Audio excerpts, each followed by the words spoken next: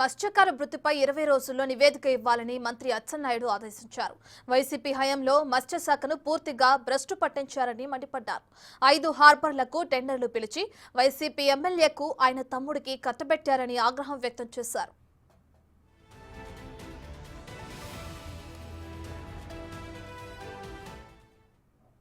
ఈ 5 హార్బర్స్ కూడా టెండర్లు పిలిచారు.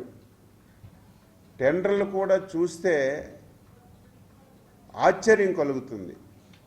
అర్హత లేని వాళ్ళకి 5 హార్బర్స్ కలిసి ఒకే ప్యాకేజ్ పెట్టి సొంత పార్టీకి చెందినటువంటి ఎమ్మెల్యే సోదరుడికి అప్పచెప్పారు.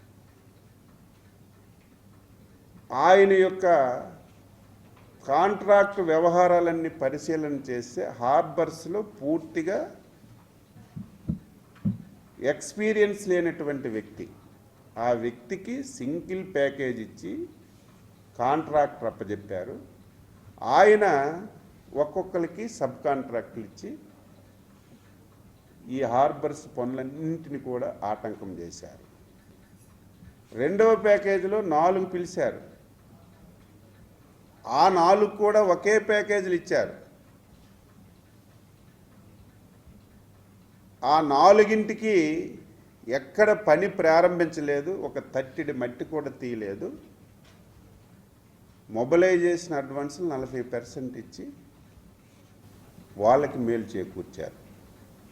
ఇటువంటి పరిస్థితులన్నీ చూసిన తర్వాత చాలా బాధ, ఆవేదన కలుగుతుంది. చంద్రబాబు గారి నాయకత్వంలో రాష్ట్రంలో ప్రభుత్వం ఏర్పడింది. మేము గత 5 సంవత్సరాలు 14 నుంచి 19 వరకు ఈ రాష్ట్రంలో ప్రభుత్వం ఉన్నప్పుడు ఎన్నో స్కీమ్స్ పెట్టాం. అన్ని స్కీమ్స్ ఎత్తేసారు. ఈరోజు స్పష్టంగా ఆదేశాలు ఇచ్చాం. 2014-19 ఈ రాష్ట్రంలో మత్స్యకారులకి ఎటువంటి స్కీమ్స్ ఉండేయో అవన్నీ కూడా పునరుద్ధరించమని చెప్పి